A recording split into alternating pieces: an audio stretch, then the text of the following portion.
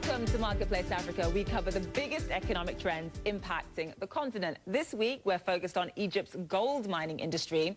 Although production is relatively low, some are seeing promise in what lies beneath Egyptian soil. So walk with me over here so I can break down some of the numbers for you. According to the World Gold Council, the top gold producer on the continent is actually South Africa, producing nearly 170 tons of gold in 2015. Egypt, though, is slightly far behind, coming in at number 11th. It produced only 14 tons of gold in 2015. But because global demand for gold is actually on the rise, up 21% since last year, some companies are hungry to meet that demand and boost profits. And one mining company believes it can boost Egypt's supply by using modern techniques on ancient grounds. Here's our Ian Lee with more. Ancient Egyptians called it the flesh of the gods. When Howard Carter opened King Tut's tomb for the first time, his eyes adjusting to the light, he stated gold. Everywhere, the glint of gold. The search for this precious metal begins south, deep into the desert outside Luxor. The journey is rough. Down here, the sun scorches the sands with temperatures reaching well over 100 degrees Fahrenheit, 40 degrees Celsius. Jagged peaks dominate the landscape. The exposed rock dates back hundreds of millions of years. The ancients left clues, though. A literal X marks the spot. So we're standing in a district that has seen well over 2,000 years and probably 3,000 years of mining activity in the eastern Egyptian desert. And it's not tapped?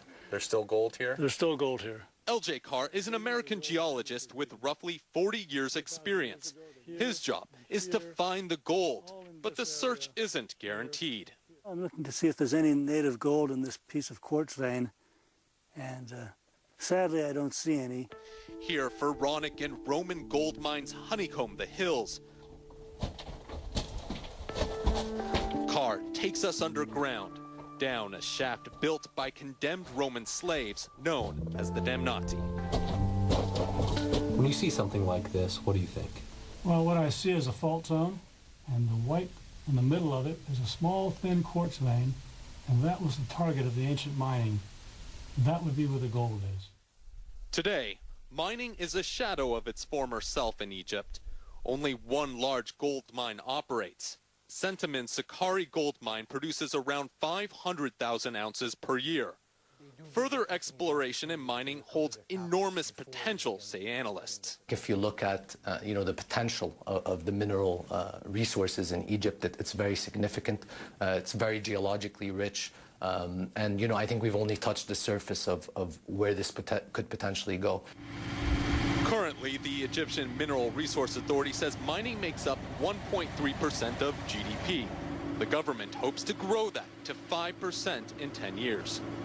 One of the main hurdles for expanding the industry is a profit-sharing agreement between the government and companies.